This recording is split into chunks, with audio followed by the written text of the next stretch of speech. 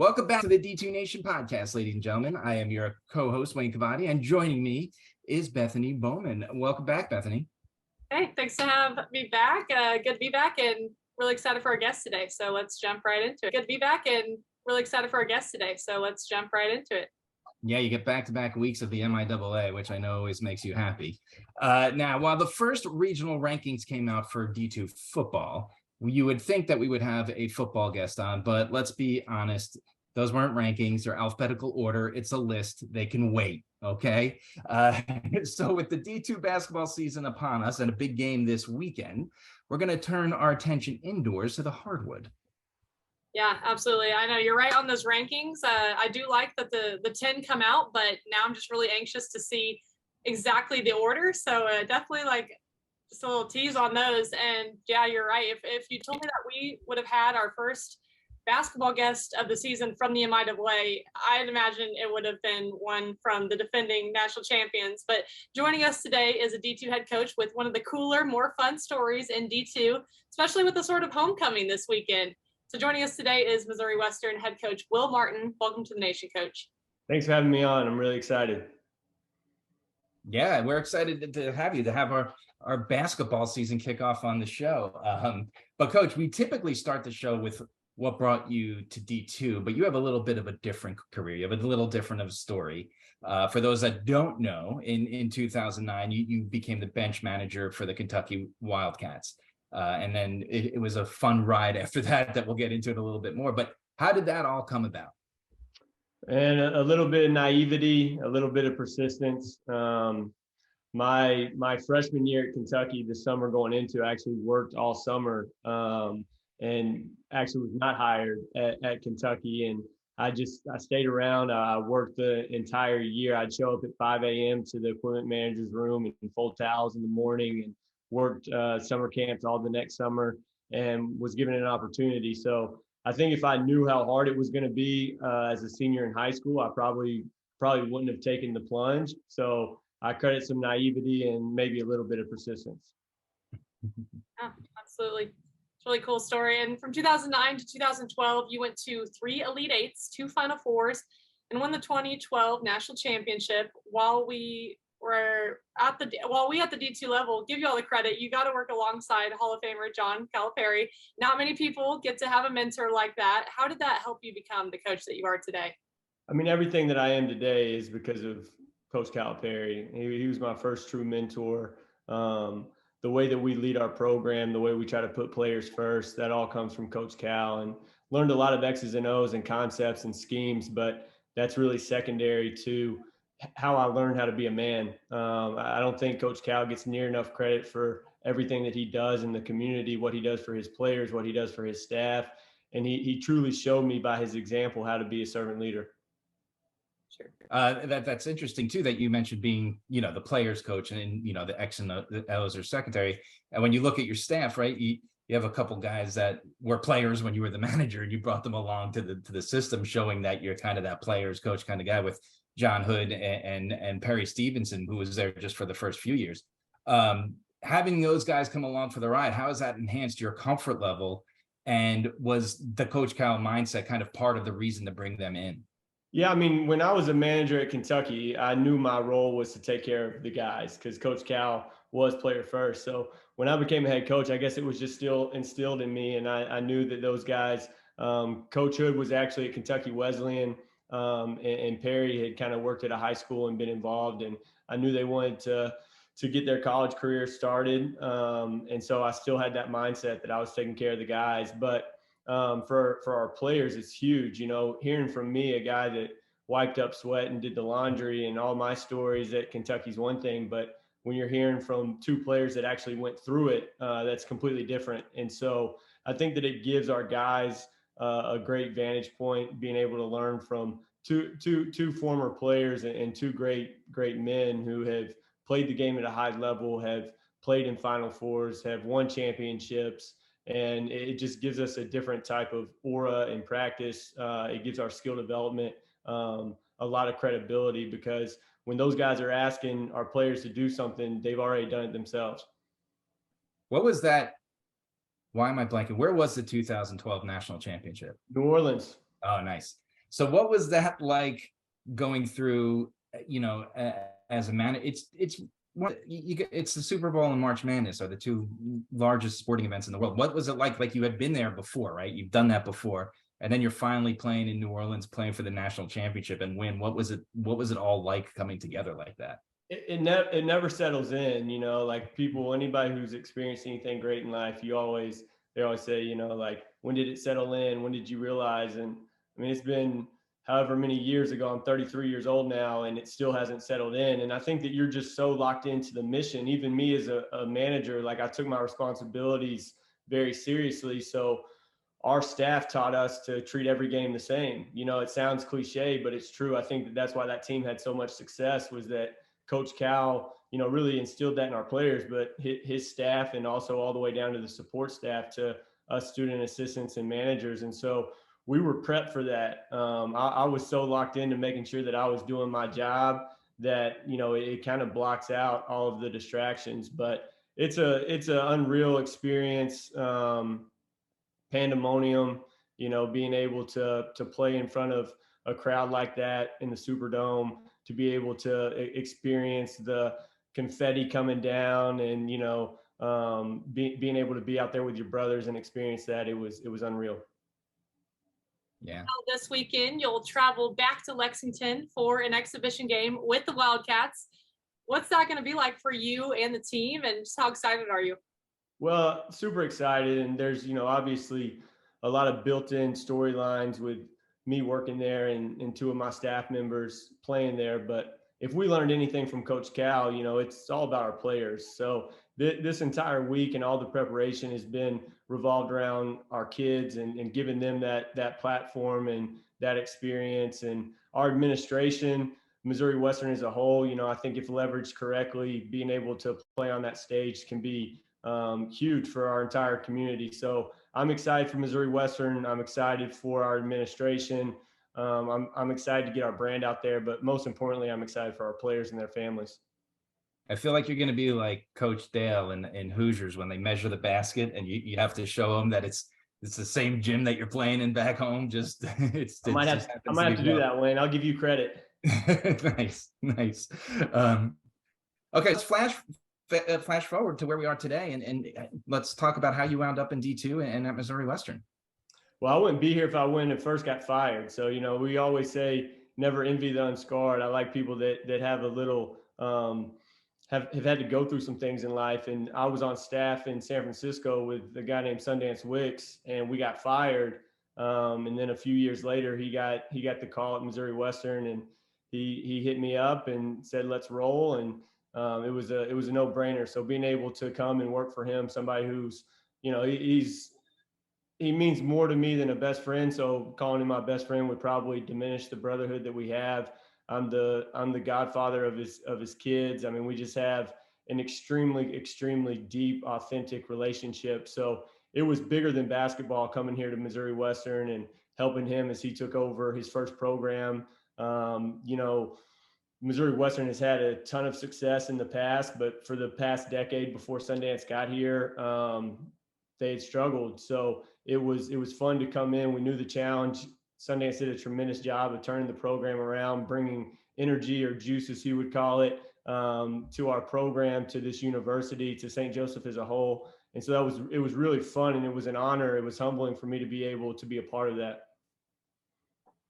And also, Coach, you talked about there was a little, couple year gap between that firing at San Francisco, and then he called you up. What did you do during those few short years? How much time do you have? So I had a moment. I was driving. I had the smart idea to try to drive straight from San Francisco back home to Nashville. And I'm driving through a desert somewhere between Arizona and New Mexico. And I pulled my car over, and I just started crying uncontrollably. And I didn't know why. I probably hadn't cried in 10 years. And I had this overwhelming sense of like, you need to be still. And I hadn't ever felt that before. Like everything that I had done was go, go, go, climb the ladder, plan of action. And I just got this sense, this awareness, whatever you want to call it, that I needed to be present. I needed to slow down, and I needed to find what my true purpose and passion was, because for the past decade, I'd just been trying to climb a ladder. I tried to continue to make more money or, be on the perfect staff, coach at the D1 level. I had my whole life planned out, and, you get fired, that humbles you a little bit. And so I don't know what that small voice inside of me was, but it was powerful enough that I knew I had to listen. So I went back home. I trained kids for free in Nashville for a year. I served in prisons. I taught in prisons because I had a master's degree in education. And I really went on a surrender experiment to say, look, whatever life has for me, whatever this higher power is, that this small, still voice inside of me is saying, all right, I'm going to listen to that for once. I'm going to get outside of my thinking brain. And that's where flow came in. And, people always hear me talk about flow. I think they think I'm talking about my hair. It's not that. It's this concept of listening to that small voice inside of you, being still, being present, and really leaning into something that's bigger than you. And that was the first time I ever felt that. And people thought that I was crazy for basically taking a sabbatical 1 year. But that led to a lot of different things, that surrender experiment. One of the players that I trained when I was training kids for free is Keon Johnson, who now plays for the Trailblazers. I created a great relationship with him, started coaching AAU, volunteered at my high school. Again, everyone thought I was crazy, but that kind of just led one thing to another. Got on staff at an MIAA, and then by that time, Sonny called me up, and I was ready to hit the road for St. Joe. So that's probably, Bethany, that's probably like, a 4 or 5 hour conversation, but I tried to get in about 30 seconds. No, for sure. Because I remember some of the stories that Coach Wicks told about you and about him, and it's just insane the things that you and so many other coaches do just to chase this dream. It's awesome. But, you had a pretty strong first season, taking the Griffons to their first tournament in 11 years. Last season was tougher, but playing in the MIAA is no easy task, of course. What can we expect from the 2022-23 Missouri Western team? Yeah, I'd like to think we're going to be a tough team, mentally, psychologically, which I think you have to have that mental, emotional, and psychological toughness first before you can exude any type of real physical toughness. A lot of times that is kind of perceived, especially by young men, in reverse. And we really believe in being transparent and vulnerable so that you can build that emotional intelligence and also that emotional toughness. So I think we've taken a ton of strides in that the last now 3 years with our program. So hopefully we can kind of see that manifested a little bit more on the floor. I think that we have a really connected team. I think we have an unselfish team. I think we have a group of guys that are committed to the defensive end of the floor, which you have to be in this league. So many great coaches, so many great players. If you're not locked in defensively, anybody can put up 100 on you any given night. I mean, this league is unbelievable. This is a league where somebody can come to your place and you can win by 15, and less than 2 weeks later, you go to their crib, you're not ready, you can get beat by 40, anybody. And so you have to be locked in. You have to be mentally prepared. You have to have a level of toughness as a staff and as players to be able to get through this league, to be able to compete at the highest level possible for your team. And, it's a gift and a curse coaching and playing in this league. It's just so good. You have to be prepared every single night. You're going to get the other team's best. Coaches in this league challenge me every day. I lose sleep trying to, stay on top of people's concepts offensively and defensively. Scouting teams in this league is hard, but that's what makes it fun. I think that, I try not to speak in hyperbole, but this by far is the best league in D2. I mean, that's no shot at anyone else. There's so many great leagues and so many great teams and so many great coaches, but no one can convince me otherwise that the MIAA is not the best basketball league in D2 year in and year out. And so you have to be ready to go. And I think that we're going to have a group that will be this year. You know what part of the other problem is, Coach, is that I won't argue with you on the MIAA. It's a tough conference, arguably the best. But should you make it to the tournament, you got to face the NSIC, which is arguably the second best conference in all of D2 basketball. But did going through what you went through at Kentucky, playing high level competition all the time, kind of, you have this like slow it down mentality, which a lot of young coaches may not have. Do you think bringing that from your experience at Kentucky kind of helps preparing to be in this part of the country and in this region? I think it just gave me perspective. When you're working at Kentucky, and I was just a manager, like I said, it's humbling to even be able to say that I was a part of it. You're thrown into so many scenarios, and media's on you all the time. You're playing in big games every night. The highs are really high, the lows are really low if you let that control you. So I think that my mindset is just that I'm going to try to get better every single day. Our team's going to have to try to get better every single day. The year that we went to the NCAA tournament, we lost 7 games in a row. We lost 13 guys to COVID. And then 2 weeks after that, once we got back, I got COVID. I was like, me and my assistant were the only 2 that didn't catch it on the road.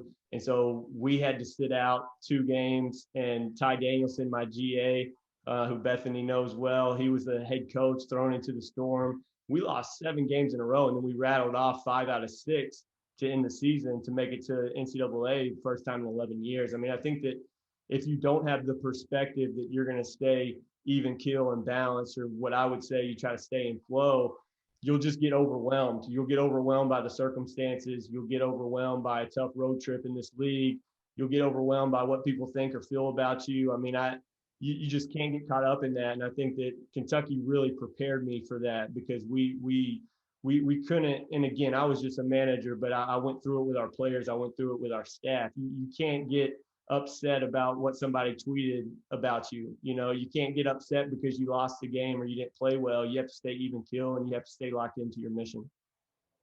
I feel you on that, because I released my preseason basketball rankings, and I got a lot of people tweeting mean things to me too. So I try to ignore that too. Oh yeah, I feel you guys. Sometimes I'm like, I can either have a good day or I can go check my Twitter mentions. What do I want? I can only do one. Okay, and so next, coach, just talk about, especially for you being at Kentucky, seeing that D1 life, and now experiencing firsthand and completely engulfed in the D2 life. What makes D2 so special? Well, I'll say this: when I took over, when I became an assistant, I had a lot of people. I didn't know much about the D2 level, but a lot of the places that I've been, Tulsa and San Francisco, some of the staff members had been involved at the D2 level, and they knew the MIAA well.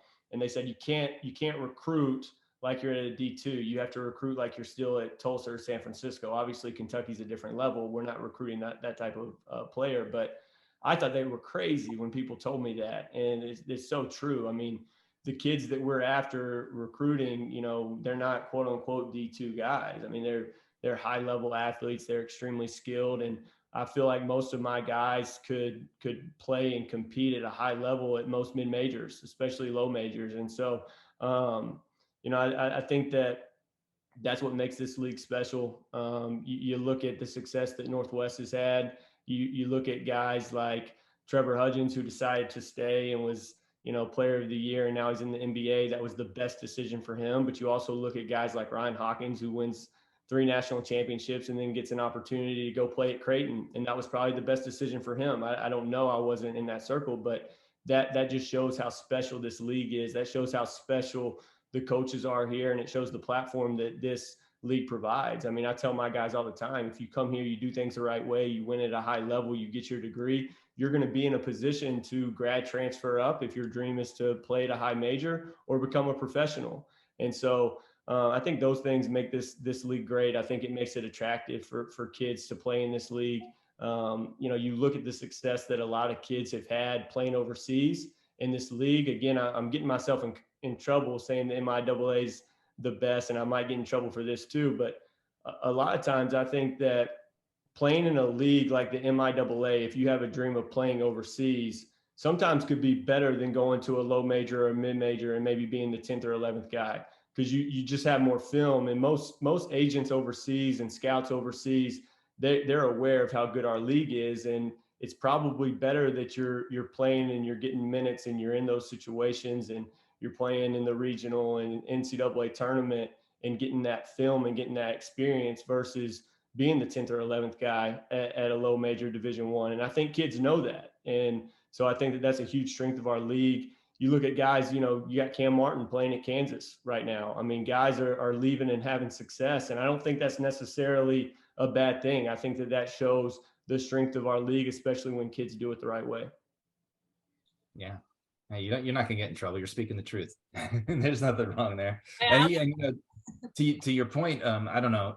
There was a point guard on West Texas A&M, JoJo Murray, that played against Northwest Missouri State in that national championship. He grad transferred up. He's preseason player of the year in the Big West. You know, like there's tons of talent at the level, and I think you spoke to that very well. All right, well, it's that time of the show, and we're going to throw you on the hot seat. We just asked some fun questions to close out the show. So, Bethany, why don't you go ahead and get them started? Yeah, for sure.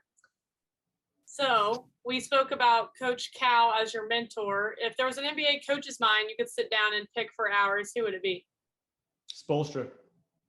Nice. What is the best basketball movie of all time? Coach Carter. I thought it would be Hoosiers. I wanted to say Hoosiers, but you called that out earlier, so then I didn't want to be basic, you know. All right, fair enough. If you could pick the pregame playlist, what's on it? Well, Taylor Swift just dropped her new album, so that would probably be on there. I was not a Justin Bieber fan until I met Sundance Wicks, and when I was in San Francisco, it was always on in his car. So I have to admit, I like a little bit of Justin Bieber. I like Lil Baby. I'm a big Lil Wayne fan from back in the day, so probably a mix of Taylor Swift, Justin Bieber, Lil Baby, and Lil Wayne. Coach Higgins last week said Lil Baby, and he's like what, 50 plus, so right. We're getting some common ground here between all these coaches. Yeah, for sure. What show is your favorite binge-worthy show, like a Netflix or anything on television? Well, you know, I got onto Game of Thrones last year, and so now I'm on House of Dragons. I like that a lot. Me and my wife like Ozarks, but that's obviously done now. Excited for Succession. I think their new season is coming out soon. Me and my wife like that as well. So anytime I really like shows that me and my wife both enjoy, because that's a time that we can kind of escape and not talk about work or basketball. So Succession is one that we like a lot. She likes New Girl. She's upstairs watching New Girl now, but I've already seen New Girl like 4 times all the way through. So. But you like House of Dragons? I haven't started it yet. I'm going to do it all at once. Yes, I do. So I was a little underwhelmed early, but it gets going. I'm not going to give you any spoilers. Good. Since Halloween is right around the corner, what's the best candy ever? I like the fast breaks that, the Reese's fast breaks. Mm-hmm. Coach Hood put me on those, and they're pretty good. Those are good. All right, this is the last one. If you could have one superpower, what would it be? Being invisible or the ability to fly? I knew you were gonna. Once you said invisible, I was like, he's got to at least give me the option to be able to fly. I'm gonna say that I would choose the ability to fly, because I don't know if I would use the invisibility well. I might, I don't know if I would be able to use that superpower as productive as I could being able to fly. So probably fly. What would you do if you could fly? I would just enjoy the space and the air, like I look up at birds all the time and I'm jealous of just the freedom. You talk about flow and being in a space of surrender, just being able to get in the fly and let your wings go and just kind of float. It sounds therapeutic. For sure. Well, you made it to the hot seat. I definitely, Bethany and I want to thank you for joining us. Let you go get some rest and get ready for the big weekend you had. And I'm glad that after all the emails and messages that we've sent to each other over the years, I finally got to sit down and talk to you kind of face to face, but this will do for now. You're the D2 legend, Wayne, and Bethany's up there, but you're a legend. So it's an honor to be on here. And like you said earlier, y'all could have gotten much better coaches that have had a lot more success than me. So I'm humbled and honored to be here. No, it was a pleasure having you. We're grateful that you came on. But before we go, remember, D2 Nation, we need your support. So give us a follow, give us a like, listen to us on Google Podcasts, Apple Podcasts, YouTube, and anywhere else you want to listen to our show. Give us a like, and we'll see you next week on the D2 Nation. Griff up.